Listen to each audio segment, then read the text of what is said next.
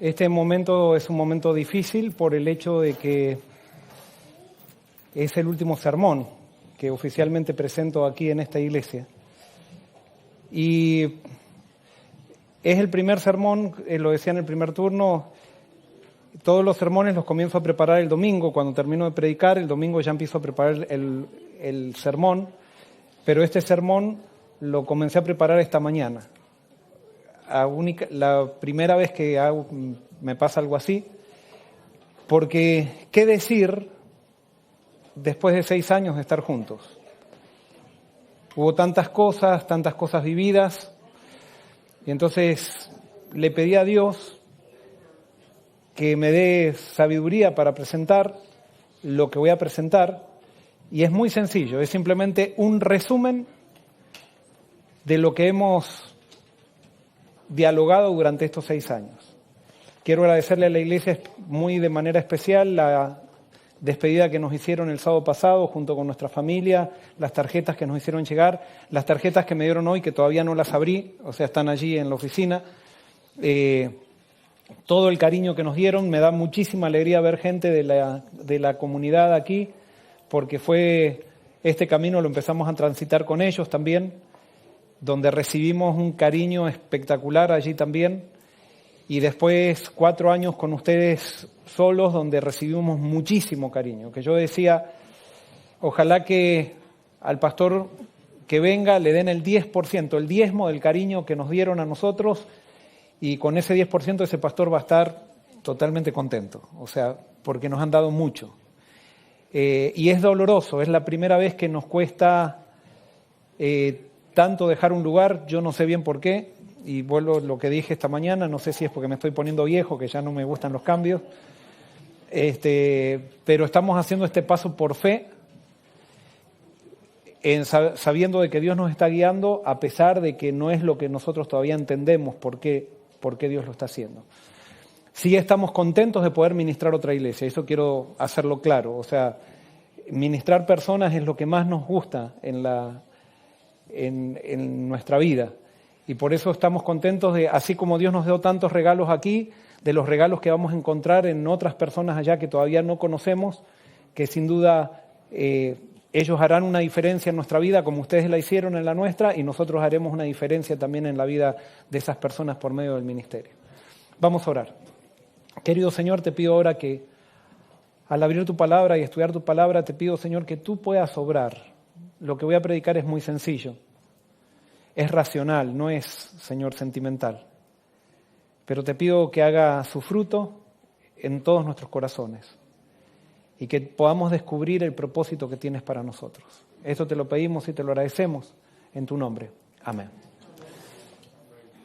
Muy bien, el título de este sermón se titula Venga tu reino. Y voy a explicar por qué este título, porque esta pantalla no la preparé yo. Esta pantalla la preparó un grupo de jóvenes de esta iglesia, un grupo de jóvenes adultos de esta iglesia, que han decidido seguir esto, y esto lo vamos a entender al final. Pero me voy a introducir con un versículo que dice, que está en Romanos 1:16. Dice así: porque no me avergüenzo del Evangelio, porque es poder de Dios para salvación de todo aquel que cree, del judío primeramente y también del griego.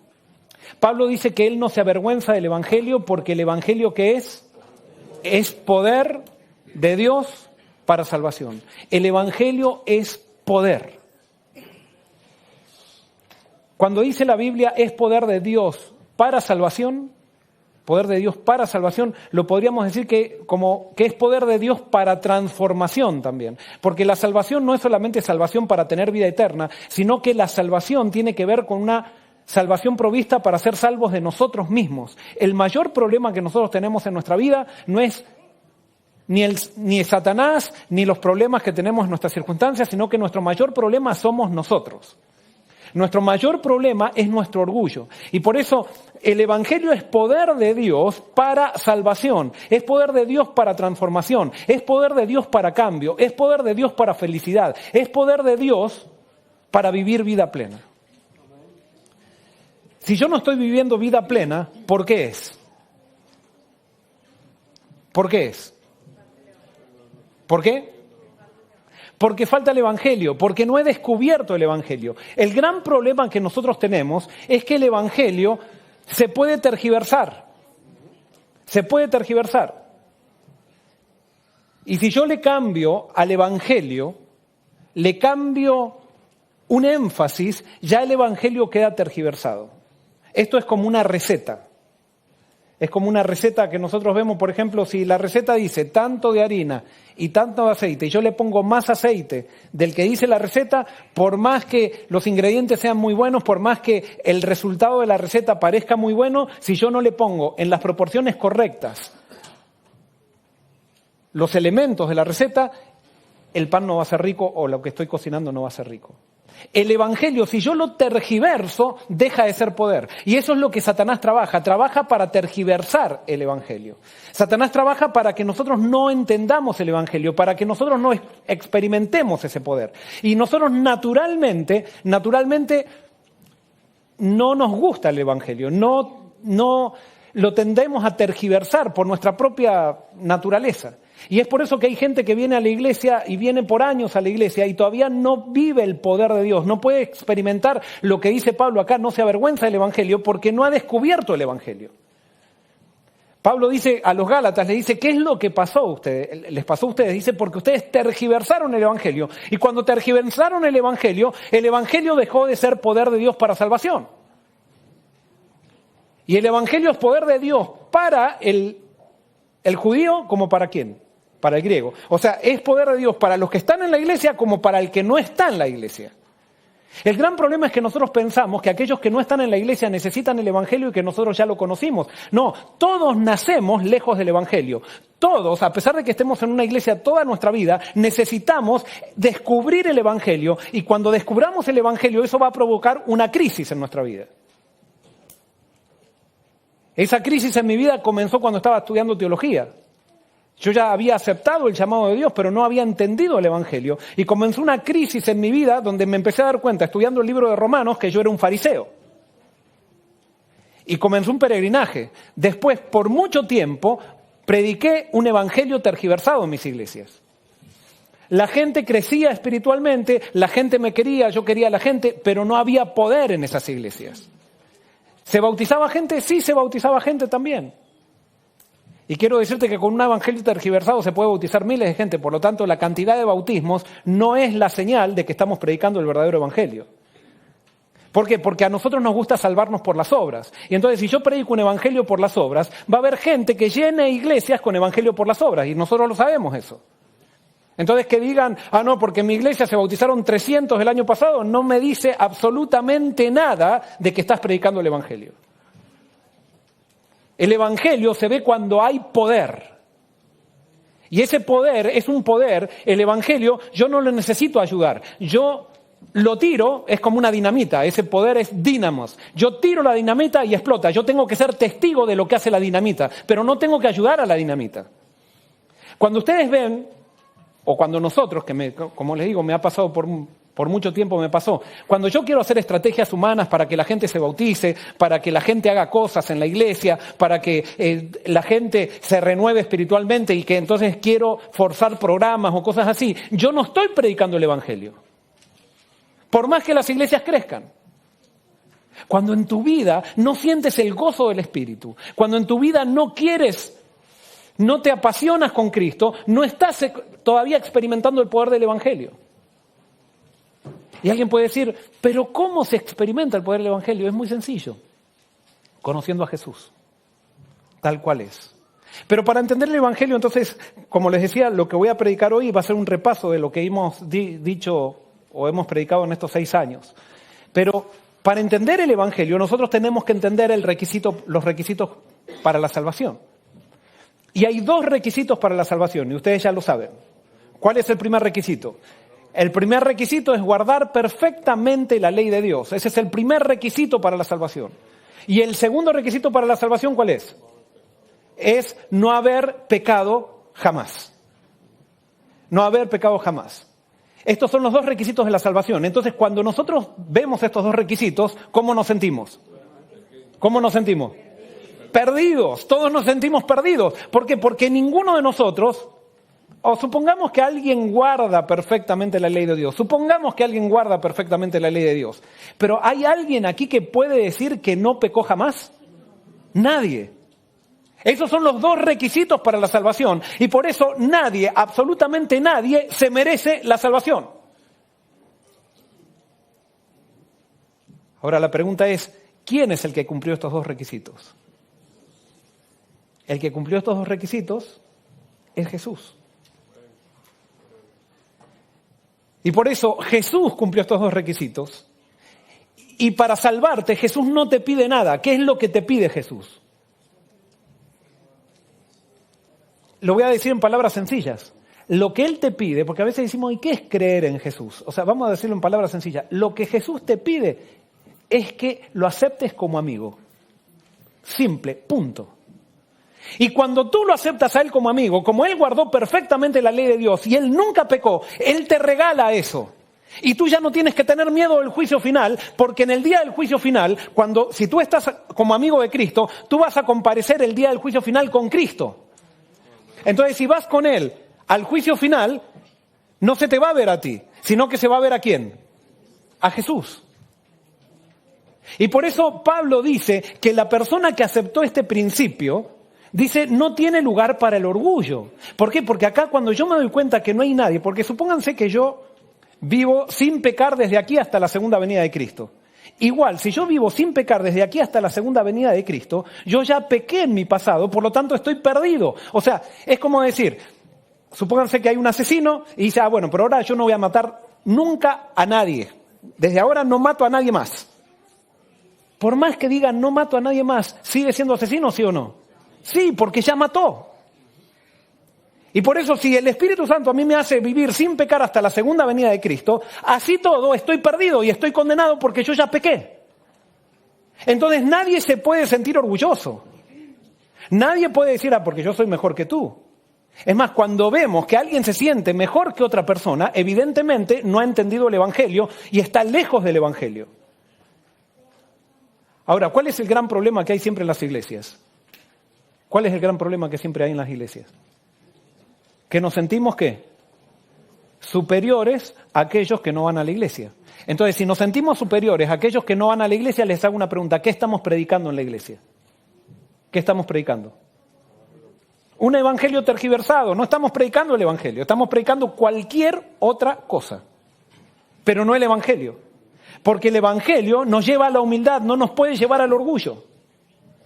No nos puede llevar a sentirnos por encima de nadie.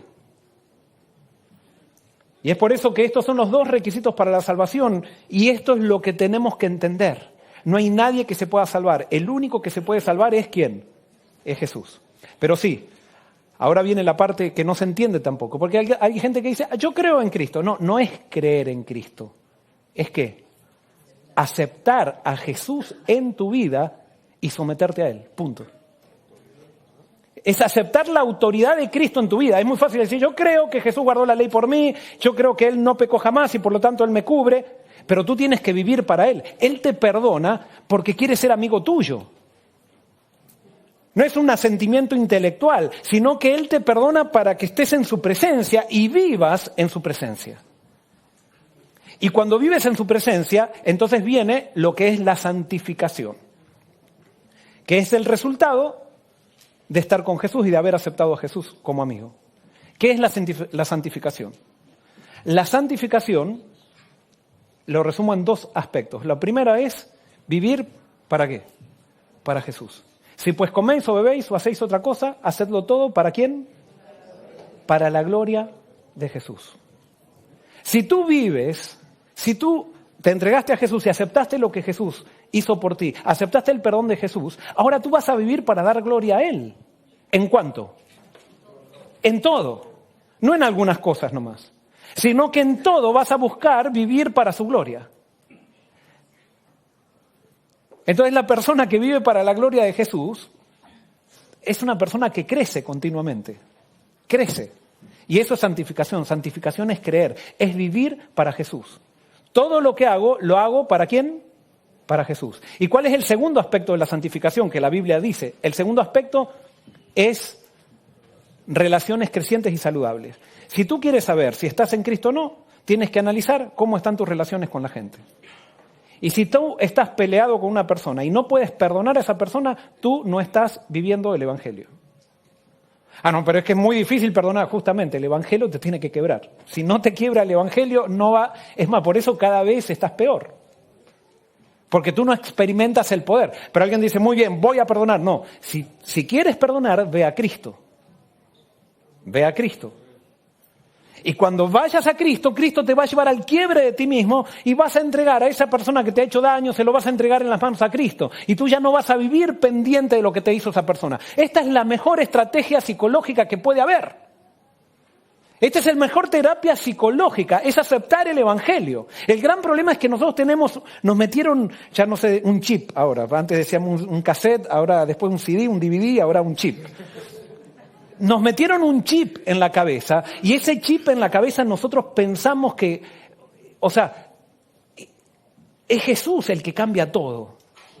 Nosotros pensamos que la religión es hacer cosas, es no comer esto, no comer aquello, es si aplaudimos o no aplaudimos en la iglesia, si hay un arbolito de Navidad en la iglesia o no, si ponemos las sillas en la plataforma o no las ponemos, si soy vegetariano o no soy vegetariano. Todas esas cosas pueden ser importantes, pero es que no son importantes, ni importantes son. Lo único importante es si conociste a Cristo. Si es que realmente conociste al Cristo que muestra la Biblia, no al que te enseñaron en la iglesia. Porque el Cristo que te enseñaron en la iglesia es muy diferente al Cristo que aparece en la Biblia. No es ni el Cristo que te enseñaron tus padres, es el Cristo de la Biblia. Y tú tienes que descubrirlo. Y cuando empiezas a descubrir a Cristo, entonces comienzas a darte cuenta que tú no tienes nada para dar. Que Él te da todo, pero entonces tú aceptas eso que Él te da y eso comienza a cambiar tu vida y ahora entonces tú comienzas a amar a las personas que antes no amabas. Ahora comienzas a ser manso cuando antes no lo eras. Entregas todo en las manos de Jesús. Eso es santificación y eso se manifiesta en relaciones saludables. Ayer tuvimos una Santa Cena. ¿Cómo comienza la Santa Cena? ¿Con un lavamiento de qué? De pies. Eso quiere decir, si estás dispuesto a establecer puentes con tu hermano, quiere decir entonces que estás preparado o estás viviendo en el Evangelio. Pero si tú no estás dispuesto a establecer puentes con tu hermano, por más que sea tu enemigo, tú no estás viviendo el Evangelio y no tienes paz en tu corazón. No estás recibiendo la santificación que viene por andar en la presencia de Jesús. Ahora, ¿cuál es la falsificación de la santificación? Hay una falsificación. Y esto viene acá, la parte que quizás no... La falsificación de la falsificación es... yo dije la santificación de la falsificación. También, porque la queremos hacer santa la falsificación a veces.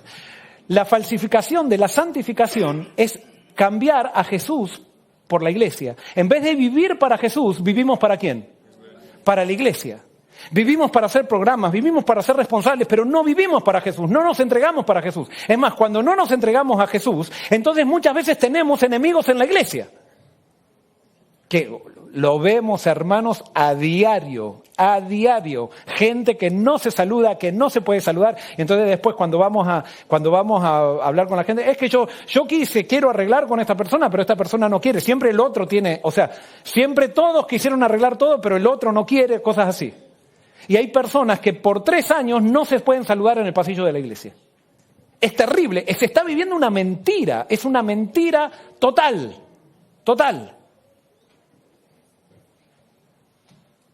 Tú no vives para la iglesia, tú vives para Cristo. Y cuando vives para Cristo, eso produce un cambio en todo. Tú eres manso. Les doy un ejemplo.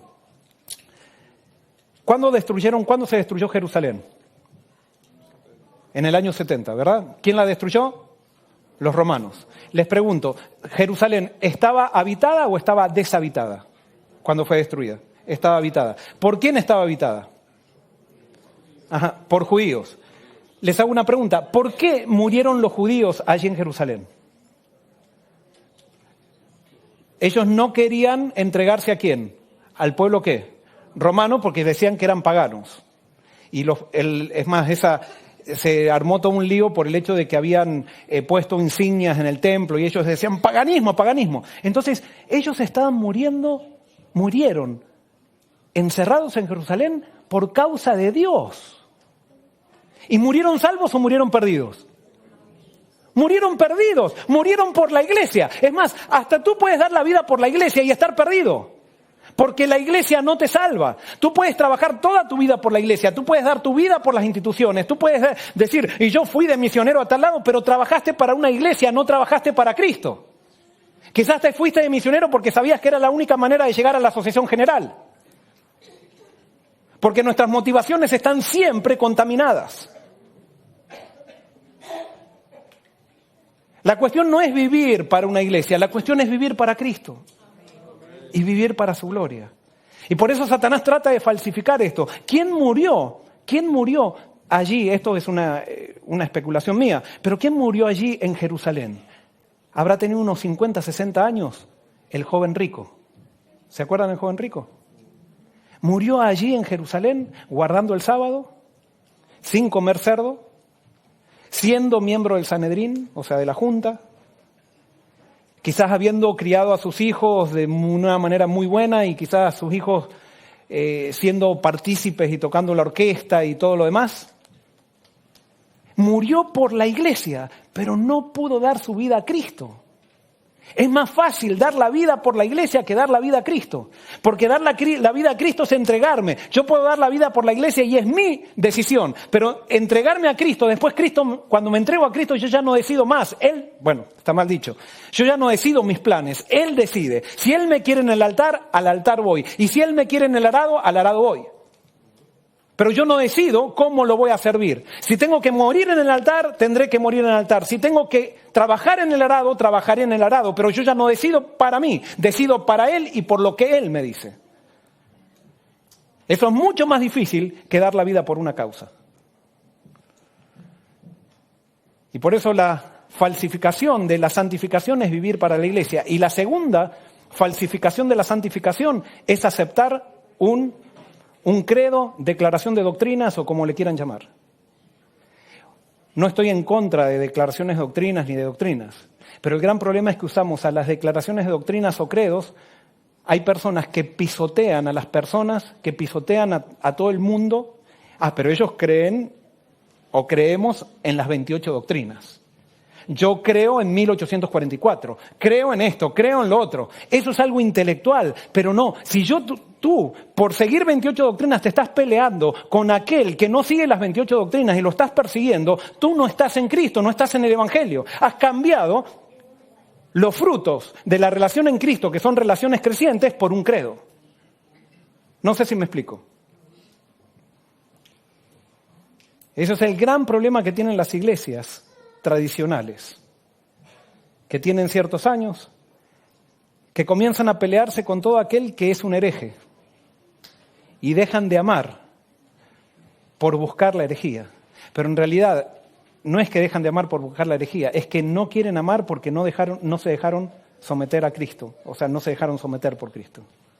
Y por eso esas son la falsificación de la santificación. Entonces, ¿cómo repercute esto en la manera de ver la iglesia? Es interesante, pero cuando yo tengo tergiversado el Evangelio, también tergiverso mi manera de ver la iglesia. ¿Por qué? Porque la persona que tiene tergiversado el Evangelio piensa que por obras se puede salvar. Entonces, en vez de estar la salvación en las manos de Dios, ¿en las manos de quién está la salvación? En las manos mías. Y como yo pienso que puedo llegar a ser perfecto, así como que puedo llegar a vivir sin pecar y vivo como si nunca pequé, que es mentira eso, pero tratamos de estar diciendo yo tengo la familia perfecta, tengo el matrimonio perfecto, tengo los hijos perfectos. Vieron que nos encanta así mostrar, yo me levanto todos los días a las 5 de la mañana a orar, y lo proclamamos para mostrar nuestra perfección. Nos estamos salvando por las obras. Nos estamos salvando por las obras. Entonces, cuando alguien piensa que se salva por las obras, siente que tiene el control de las cosas. Y entonces su manera de ver la iglesia también se tergiversa. Y por eso, los que viven para Jesús y tienen relaciones crecientes ven a la iglesia como un movimiento. Un movimiento que es liderado por la cabeza. ¿Y quién es la cabeza de ese movimiento? Jesucristo. Las personas que aceptaron que la salvación viene de Dios, también piensan que los que están en la salvación son dirigidos por Dios. Y lo creen. Y actúan de esa manera. Entonces generan movimiento. Pero las otras personas, las personas que han tergiversado el Evangelio, son los que viven para la iglesia y para defender un credo, ven a la iglesia como una institución o una corporación. Ustedes no van a ver nunca, nunca en la Biblia que la iglesia es una institución o una corporación. Alguien puede decir, ¿pero qué está mal entonces que haya instituciones? No, no está mal. El problema no son las instituciones o corporaciones. El problema son las personas que están en las instituciones y las corporaciones. Un grupo de personas puede estar caminando hacia la institucionalización o un grupo de personas puede estar caminando hacia hacer un movimiento. Y nosotros tenemos que decidir si nosotros queremos, o sea, qué tipo de personas queremos ser, qué grupo de personas queremos ser. Y por eso vamos a describir lo que es un movimiento y qué es una corporación o institución. Y esto ya lo hemos visto, estoy simplemente haciendo un repaso de lo que ya vimos durante 6 años. ¿Qué es un movimiento? El movimiento tiene un pequeño aparato administrativo, pero una gran ¿qué? Una gran misión. En cambio, la corporación o la institución tiene un gran aparato administrativo, pero una pequeña ¿qué? Una pequeña misión. Los movimientos hacen muchas cosas con poco. En cambio, las instituciones necesitan mucho y hacen muy poco. Los movimientos están centrados en la misión. Los movimientos saben que es con el poder de Dios. Entonces, cuando hay algo imposible de hacer, avanzan porque saben que Dios está liderando. En cambio, las instituciones, cuando hay algo imposible de hacer, dicen, no alcanzan los fondos, no alcanzan los medios. Y como es todo muy humano, todo controlado por el humano, entonces sí, se hace lo que se puede. Los movimientos no se proponen blancos bautismales. Es más, proponer blancos bautismales es limitar a Dios. Porque nosotros decimos, se bautizaron 200 y le damos premios y le ponemos, lo felicitamos y le decimos, le damos el Gedeón, si se bautizaron 300, le damos el Gedeón de plata al pastor que bautizó 300, o un traje nuevo, o un monitor, un proyector de video. Y como dicen, bautizó 300, ¿qué son 300? No es nada. Dios quiere que lleguemos a todo el mundo. Y es más, Dios no quiere que bauticemos a todo el mundo, Dios quiere que simplemente prediquemos a todo el mundo.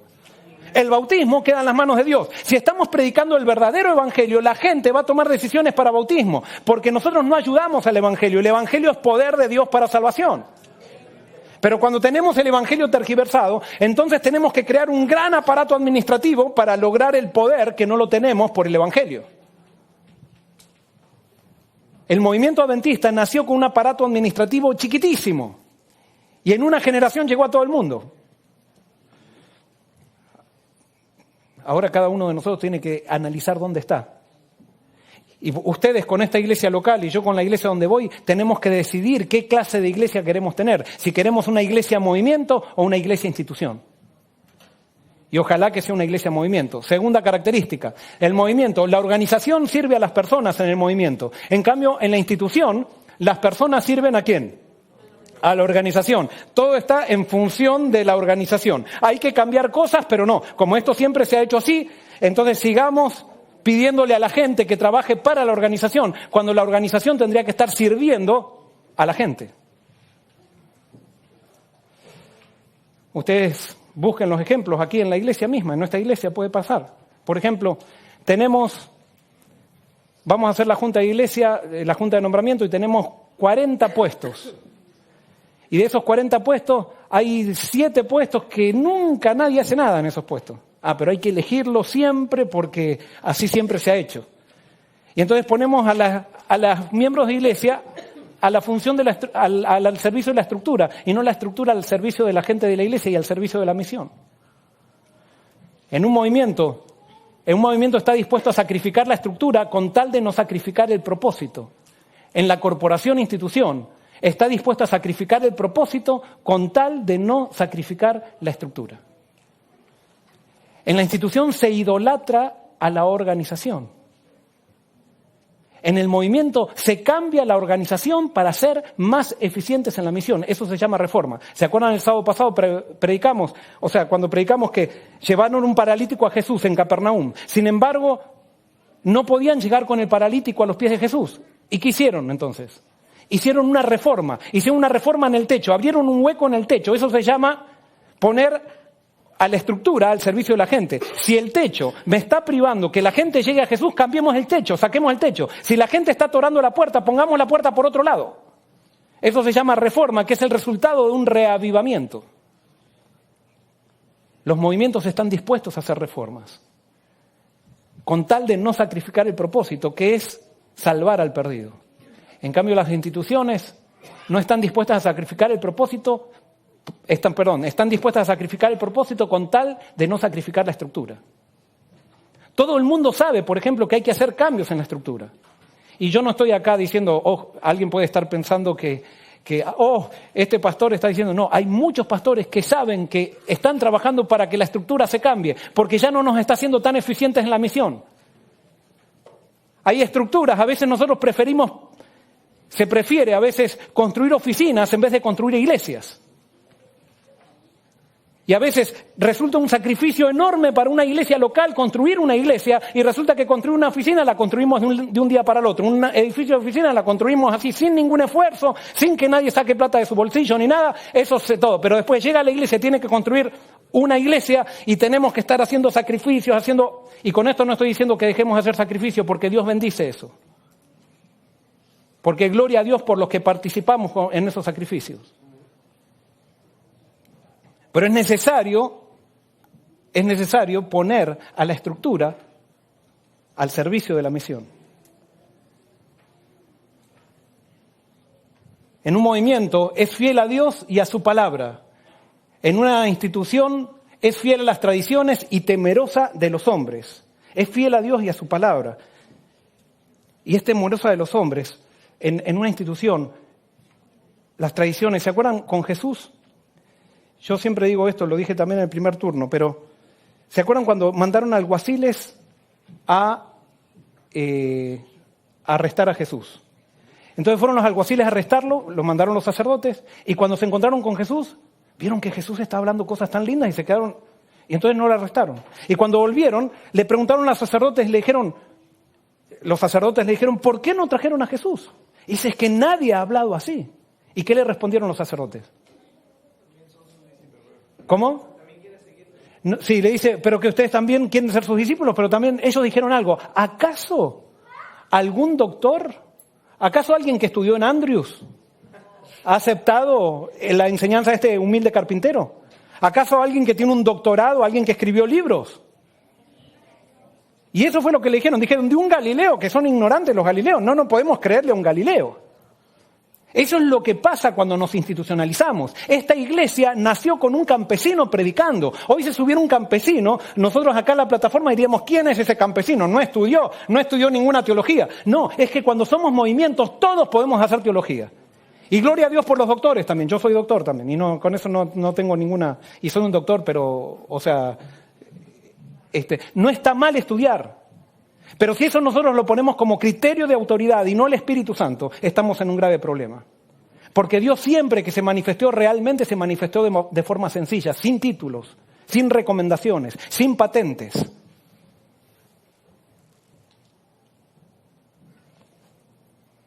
Y por eso no podemos temerle a los hombres. Hay una sola persona que debemos temerle y es a Dios. No podemos ser fieles a tradiciones de que dicen los hombres, tenemos que ser fieles a la palabra de Dios. En un movimiento el liderazgo es espiritual y servidor. En la corporación e institución los dirigentes son jerárquicos y demandantes. En las instituciones se cree que el poder se logra por la posición que se ocupa. Y quiero decirte algo que tú lo sabes y yo también. Tu liderazgo no depende de la posición que ocupas en un sistema, sino que tu liderazgo depende de tu carácter. Si tú haces depender tu liderazgo de la posición que ocupas, tú no eres un líder, eres un dirigente, pero no un líder. Dios, para poner líderes de movimiento, nos hace pasar por pruebas para desarrollar el carácter. Y es carácter la única recomendación que te habilita para liderazgo espiritual. No es ni títulos, ni posiciones, ni estudio, es carácter. Y el carácter se desarrolla por la prueba en Cristo de sacrificar tu propio yo y de entregarte a Él. En un movimiento, el movimiento se esfuerza por predicar un mensaje correcto que alcance a la gente donde esté. La corporación institución, sus energías se centran en traer más gente a la iglesia para competir con las otras denominaciones. En un movimiento no interesa si realmente la gente viene a mi iglesia o no. Lo que interesa es que la gente siga a Cristo. Y no importa dónde lo haga. Pero cuando estamos en una institución queremos que todos vengan a nuestra iglesia. Porque queremos llenar nuestra iglesia y yo quiero que vengan a mi iglesia porque si vienen a mi iglesia yo soy el mejor pastor. Entonces, ¿quién es el centro? Soy yo, no es Cristo. Y lo que Dios quiere es que nosotros prediquemos el Evangelio. No importa, el Evangelio correcto, no tergiversado, pero no importa dónde la gente lo viva. Y entonces yo siempre hago esta pregunta. Cuando Jonás le predicó a los ninivitas y los ninivitas se convirtieron, ¿llegaron a ser pueblo de Dios? ¿Sí o no? ¿No? ¿Sí o no? ¿Cuántos piensan que sí? No pregunto quiénes piensan que no. ¿Qué es lo que se pide para ser pueblo de Dios? ¿Cuál es? Aceptar a Dios. Les hago una pregunta. ¿Los ninivitas aceptaron a Dios, sí o no? Sí. Les hago otra pregunta. ¿Por qué ellos llegaron a ser pueblo de Dios? ¿Tuvieron que mandar el diezmo a Jerusalén? Lo ven a Jonás diciendo, bueno, ahora que se bautizaron, o sea, ahora que se arrepintieron, manden el diezmo a Jerusalén, ¿eh? Ahora, ¿les prohibió Jonás que vayan a Jerusalén? No. Y posiblemente muchos ninivitas empezaron a ir a las fiestas en Jerusalén, pero no estaban obligados, y con esto no estoy diciendo que no hay que dar el diezmo. El gran problema es cuando nosotros queremos centralizar la salvación y creemos que la salvación depende de nosotros. La salvación depende de Cristo y Cristo se manifiesta en todos lados. ¿Hay un pueblo especial? Sí, hay un pueblo especial. Pero ese pueblo especial no es porque sea mejor, sino porque es el peor. Y si no vayan, ¿se acuerdan del sermón que prediqué?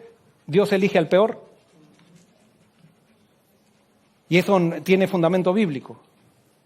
Dios elige al pueblo más insignificante para hacerlo su pueblo especial. No es por causa de que es bueno, sino por causa de que es malo, justamente. Para que nosotros entendamos que Dios puede actuar en todos lados.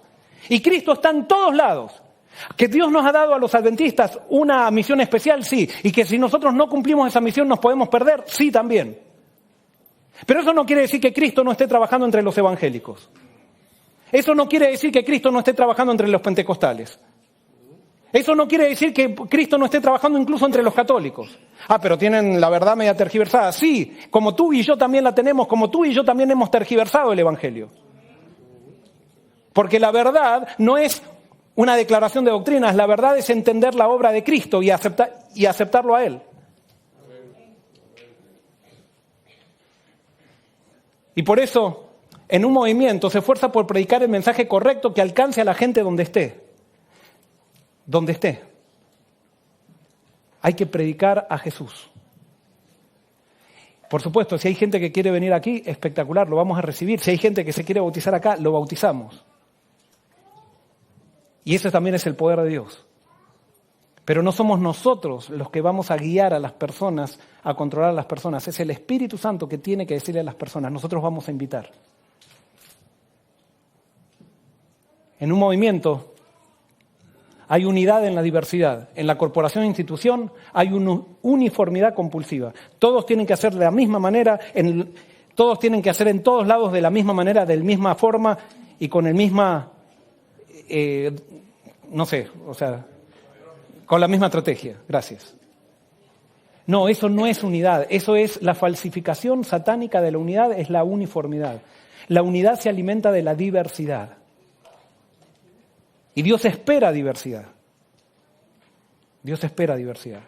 De cada una de estas cosas podríamos hablar una hora. En un movimiento se identifica por su esencia más que por su forma. En una corporación se identifica por su forma más que por su esencia. Y esto es algo también que siempre digo, y yo sé que esto ofende muchas veces. Pero nosotros nos hemos criado con una... Se han formado nuestros ciertos preconceptos. Preguntamos, ¿es esa persona adventista? No creo porque usa joyas.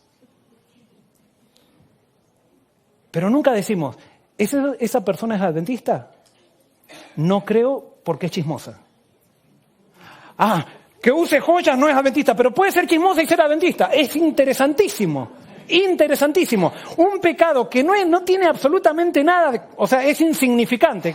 O sea, algo que es insignificante lo hacemos así como diciendo, eso es ser adventista o no. Y una persona chismosa puede ser adventista. Una persona que tiene joyas no puede subir estas tres escaleras porque tiene joyas, pero una persona que es chismosa puede subir estas 3 escaleras, puede subirse al techo, puede subir a todos lados y es chismosa. Una persona que es autoritaria puede ser anciano de iglesia y una persona que usa joyas no puede ser anciano de iglesia. ¿De dónde sacamos esos criterios? Colamos un mosquito y nos tragamos un camello. Eso no es el evangelio. Y alguien puede decir, pero usted, pastor, está predicando que hay que usar joyas. No, no estoy predicando que hay que usar joyas. Lo que estoy predicando es que hay que centrarse en Cristo.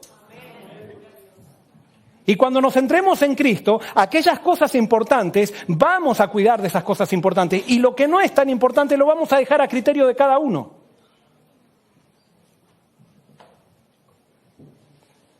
Pero el hecho de que hemos tergiversado el Evangelio nos muestra de que esos énfasis que vemos todos los días, que nos parecen supernaturales. Hasta se puede dividir una iglesia por estas frases que estamos diciendo, como me tocaron esa norma. Liberal. ¿Qué es liberal? O sea, no entendemos lo que es ser liberal y lo que es no ser liberal. La cuestión es vivir para Cristo y vivir sometido a Cristo. Y por eso las corporaciones es por la forma. Yo soy adventista porque hago esto, porque hago aquello, porque hago lo otro. En el movimiento, un verdadero adventista es aquel que vive entregado a Cristo y vive para su gloria. Y todo lo que haga, se ponga, no se ponga, coma, no coma, lo hace para la gloria de Él. Eso es lo importante. En un movimiento, el propósito es infundido por el Espíritu. El propósito infundido por el Espíritu construye su unidad. En la corporación los manuales y credos le dan cohesión. O sea, nosotros, quiero decirles, la unidad no se crea por seguir pólizas. La unidad se crea por estar entregado a Cristo. Y no me voy a detener en eso.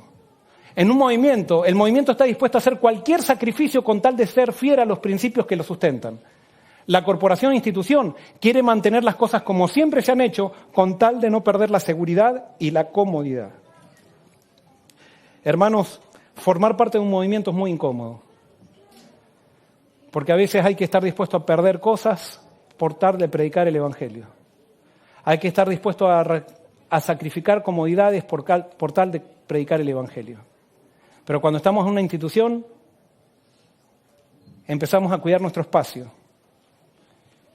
Y ya el llamado de Dios queda supeditado a nuestras conveniencias personales. A si le dan trabajo a mi esposa o no le dan trabajo en el lugar donde voy. A si voy a tener los beneficios o no voy a tener los beneficios. Y esta es una prueba bastante grande. Que especialmente en este país, y yo no estoy más allá del bien y del mal, yo soy parte de este materialismo. Y con eso, por eso no quiero ser acá, decir, yo estoy superado. No, todo lo que estoy predicando tiene que ver con cosas que pasan en mi vida. Y tenemos que confesar a Cristo y decir, Cristo, acá estoy.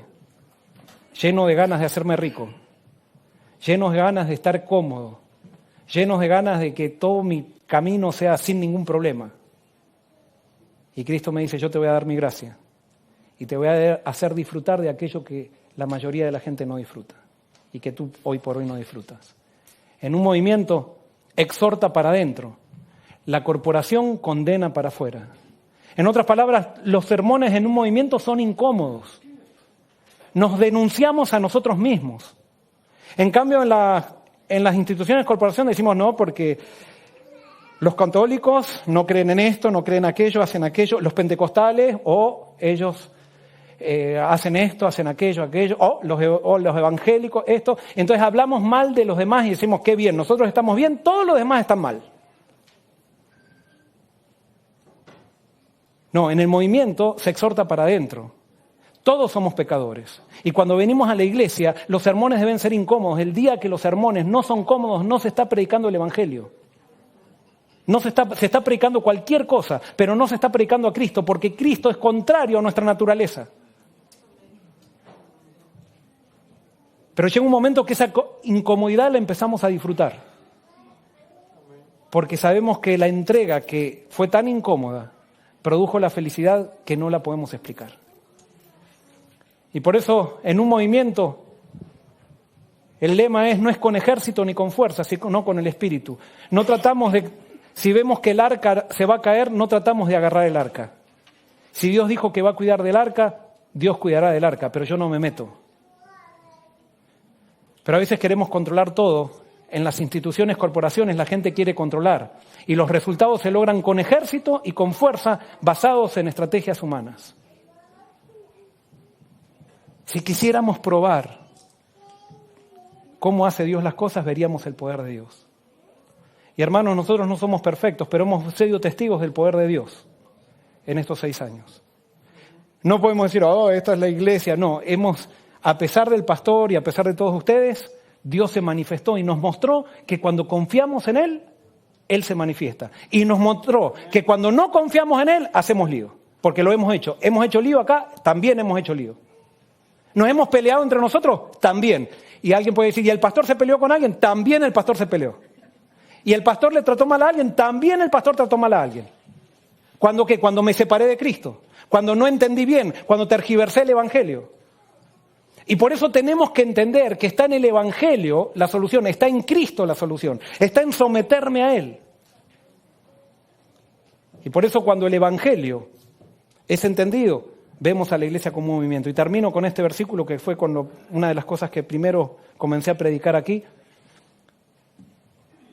Es el papel de la profecía en el movimiento final.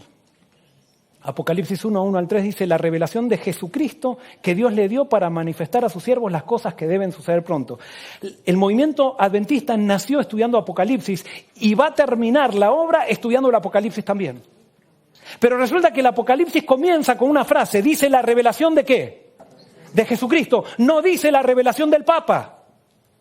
Dice la revelación de Jesucristo. Porque lastimosamente, así como hemos tergiversado el Evangelio, hemos tergiversado el Apocalipsis y hemos hecho del centro del Apocalipsis al Papa. Y vamos a los seminarios de Apocalipsis y estamos hablando del Papa, de los jesuitas, del Papa y los jesuitas y el Papa y los jesuitas. Cuando tendríamos que hablar de Cristo, el Apocalipsis es la revelación de Jesucristo.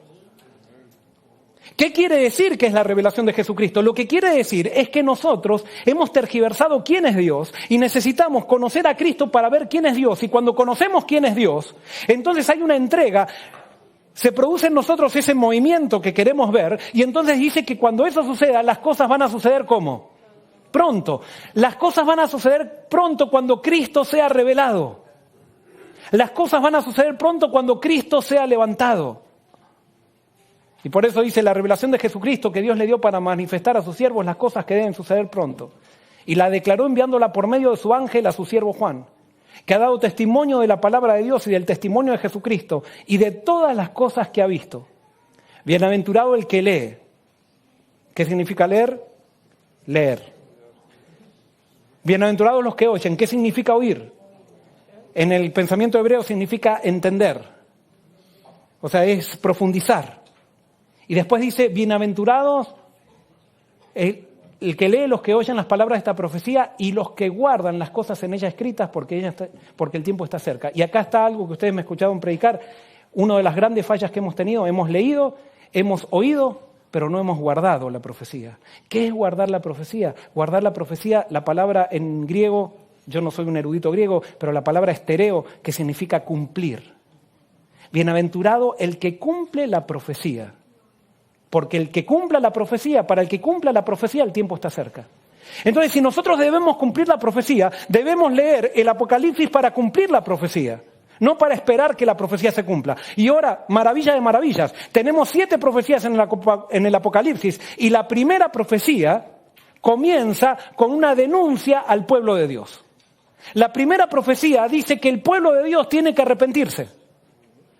Y si el pueblo de Dios se arrepiente, Dios comienza a provocar los movimientos finales. ¿Por qué se va a arrepentir el pueblo de Dios? Es interesante. El arrepentimiento quiere decir cambio ¿de qué? de mente, metanoia, quiere, en griego, cambio de mente. Quiere decir, cuando yo cambie mi mente en cómo veo a Dios, yo tengo que ver a Dios a través de Jesucristo. Y cuando yo descubro quién es el Dios verdadero a través de Jesucristo, que es un Dios de amor, un Dios que nunca cambia, un Dios que me ama incondicionalmente, un Dios que se ha dado a sí mismo para que yo lo conozca, un Dios que se manifiesta en la sencillez. Cuando yo descubro todas esas cosas, produce un reavivamiento en mi vida. Y produce la entrega que todos necesitamos para formar parte del movimiento final. Es Dios. Jesús, el medio para conocer a Dios. Cuando nos arrepintamos, el pueblo de Dios, porque el llamado es a las 7 iglesias, cuando nos arrepintamos, Dios va a empezar a desencadenar los movimientos finales. El gran problema es que esta iglesia se siente rica y no tiene necesidad de nada. Y por eso, hermanos, les voy a dar una advertencia. Ustedes están buscando un pastor. Cuidado con esas actitudes de decir, ahora nosotros, a ver, que nos traigan el pastor que nosotros nos merecemos. Por favor, que no les traigan el pastor que ustedes se merecen. Por favor. Igualmente a mí que me mandan a otra iglesia, no, porque a mí me manden a la iglesia que yo me merezco. Ojalá que yo no piense que me estoy mandando a la iglesia porque si me encuentro con la iglesia que me merezco, me va a ser un infierno, porque lo único que me merezco es el infierno. Y por eso cuidado con esas actitudes de soberbia que empiezan a sacarnos del evangelio y que nos empiezan a poner como en una plataforma para decir, acá van a ocurrir cosas y solamente traemos a alguien con patente de oro. ¿Que puede venir alguien con patente? Sí, es muy bueno. Pero acuérdense que el movimiento adventista comenzó con un campesino lleno del Espíritu. ¿Que busquen un doctor? Perfecto, pero que sea un doctor lleno del Espíritu. Acá no estamos diciendo, entonces, no, los que son estudiados, no. Tenemos que seguir creciendo en el conocimiento. Y gloria a Dios por los doctores. Pero que esa no sea la patente de recomendación. Que sea otra cosa. Quiero terminar con la conclusión. Hoy fui un poco más largo, es el último sermón. Pablo predicó hasta la medianoche, así que esta parte termina a la medianoche. Pero el título de este sermón lo hicieron un grupo de jóvenes adultos de esta iglesia. Y ellos hicieron este logo y este lema, venga tu reino. Porque ellos se han propuesto comenzar un movimiento, no el movimiento, sino un movimiento aquí en esta iglesia, que trascienda las paredes de esta iglesia y que nos lleve a exaltar a Cristo y a preparar camino para la venida de Cristo. Porque quiero decirte algo, si tú levantas a Cristo, pero no preparas camino para la venida de Cristo, es como estar de novio y hablar de tu novia y nunca querer casarte. Si tú estás de novio, es porque quieres casarte. Si estamos hablando del Cordero, tenemos que prepararnos para las bodas. Entonces, el que levanta al Cordero, pero no se prepara para las bodas, no está levantando ningún Cordero, es toda una fantasía. Estamos de novios con el Cordero para casarnos con Él. Y las bodas del Cordero son en la segunda venida de Cristo, entonces tenemos que vivir para la segunda venida de Cristo. Y por eso este grupo de jóvenes adultos decidió lanzar un proyecto que no tiene forma todavía, es orgánico, no tiene forma, pero han decidido empezar a pedirle a Dios que les diga cómo ser un movimiento que trascienda las paredes de esta iglesia. Y cuando ellos me comentaron eso, y yo veo poder de Dios allí, cuando ellos me comentaron eso, yo dije, yo quiero ser parte de ese movimiento. Yo quiero ser parte de este movimiento. Y por eso yo me voy a otra iglesia. Pero yo quiero seguir siendo parte de ese movimiento, aunque esté en otra iglesia. Porque los movimientos permean. No quiero competir, no quiero crear una iglesia donde esté compitiendo a ver si tengo la iglesia más grande, la mejor iglesia. No, quiero colaborar con ustedes. Y quiero que ustedes colaboren conmigo y quiero colaborar con las otras iglesias que están alrededor. Porque somos un pueblo para preparar camino para la venida de Cristo. No podemos estar compitiendo los unos con los otros, no podemos estar compitiendo pastores con pastores a ver quién más bautiza, no podemos, esas son chiquilinadas, esas son cosas que están fuera del Evangelio. Nosotros debemos vivir para Cristo. Y debemos ya de una vez por todas dejar de jugar a esto. Y realmente, si creemos que Cristo viene, entonces trabajar para la venida de Cristo. No puede llegar a ser simplemente una frase, debemos vivir para esto. Debemos vivir en el lugar donde estemos. Y por eso yo les agradezco a este grupo de jóvenes adultos que de alguna manera en estos 6 años también nos hemos hecho amigos y han apoyado, y estoy hablando ahora de toda la iglesia, pero especialmente de este grupo, para que sigan adelante. Yo siento una cosa. Yo le pedí a Dios, cuando era joven, yo pensaba que Cristo iba a venir en mi ministerio. Y siempre entre mis amigos, como yo me casé tarde, siempre les decía, yo me voy a casar en la persecución. Y ya me casé, tengo hijos, y me casé, no estaba en la persecución de mi suegra estaba cuando me casé, pero no, eso es un chiste. Me casé y todavía la persecución no vino. Y está pasando, ya estoy empezando a pensar en la jubilación y Cristo no vino. Y ya le empecé a orar a Dios lo mismo que oraba Simeón. Simeón le decía, yo quiero que me lleves al descanso, pero déjame ver al Mesías cuando nació. Y yo también le pido a Dios. Yo puede ser que me jubile, puede ser que termine, pero por favor no me lleves al descanso sin ver el movimiento nacer. Tengo la sospecha de que el grupo de jóvenes adultos que está aquí va a hacer una diferencia. Si quieren, tómenlo como no soy profeta ni hijo de profeta, soy un simple pastor. Pero yo quiero ser parte de ese movimiento. Ese no va a ser el movimiento final, sino que va a ser un movimiento que va a formar el movimiento final. Porque tengo la sospecha de que debe haber en otros países grupos de jóvenes adultos también, o jóvenes, o niños. Hemos visto niños que se han decidido por el Señor en estas 2 últimas semanas, todos, el 90% niños. Nunca uno le estuvo hablando para que se bauticen ni nada, ellos decidieron. Tengo la sospecha de que Dios está haciendo algo. Y por favor, estos jóvenes adultos, ustedes tienen la edad, tienen la fuerza, tienen el motor. Todavía toda la vida por delante. No se están por jubilar. Entréguense al Señor. Vivan para Él. Descubran el verdadero evangelio, que es poder de Dios para salvación, y solamente lo que van a hacer es tirarlo. Es dinamita. Ustedes sean testigos de lo que el evangelio hace. Y vuelvo a repetirles, no me dejen afuera. Seamos todos partes de ese movimiento. Que Dios los bendiga y sigamos unidos hasta la segunda venida de Cristo. Vamos a terminar cantando el canto lema y después del canto lema rápido vamos a entregar los regalitos que tenemos. Uh-huh.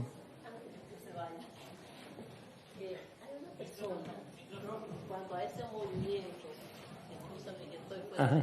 Pero no quería dejar pasar por ahí. Ajá. Ese movimiento Ponételo, que estamos comenzando, para la gloria de Dios, está apagado. Ahí. Hay una familia de Alabama que nos seguía cada momento, ¿no verdad? Miércoles, viernes, cada vez que nos reunimos. Y como nos escuchaba, ella quería conocerle. No quería ir, que usted se vaya sin ella conocerle. Me gustaría que pase al frente para que usted pueda conocerla. No sé quién es. O sea, hermana, vienen de Alabama. Gloria a Dios, vengan, pasen, vamos a... Me emociona. Nosotros tenemos una iglesia online, tendría que estar Alex también, que es el pastor online. Pero vamos a conocerte porque nos interesa conocer a las personas que están reunidas con nosotros. ¿De dónde vienes? ¿De Alabama? De Birmingham, Alabama. ¿Y cómo te conectaste con nosotros? Un hermano me mandó un sermón donde yo empecé a yo estaba como que cuando dicen que tenemos que hacer esto y esto y esto para poder salvarnos, yo me ponía mal cuando yo escuchaba esas predicaciones, porque yo decía, Señor, yo estoy perdida si yo no estoy haciendo esto y esto. Pero cuando el hermano me mandó esa predicación, mi vida empezó a cambiar. Y desde ahí yo busqué, o sea, ¿cómo se llamaba usted? Y lo empecé a buscar en el internet. Y luego descubrí la Casa Shure y empecé cada miércoles, o sea, no los veo ese día, pero por ejemplo el jueves veo la predicación del miércoles, el domingo veo la predicación del sábado, y así voy, porque ha cambiado mi vida mucho, pastor. Siento que Dios me habló por medio de usted, que Dios lo mandó para que yo viera cómo es de verdad conocer a Jesús, porque yo lo estaba conociendo hasta el grado que hasta mi hijo ahorita ya no quiere estar en la iglesia, porque yo le presenté mal el evangelio. O sea, yo le presenté que tiene que hacer esto y esto y esto y esto, y ahorita él ya no quiere saber.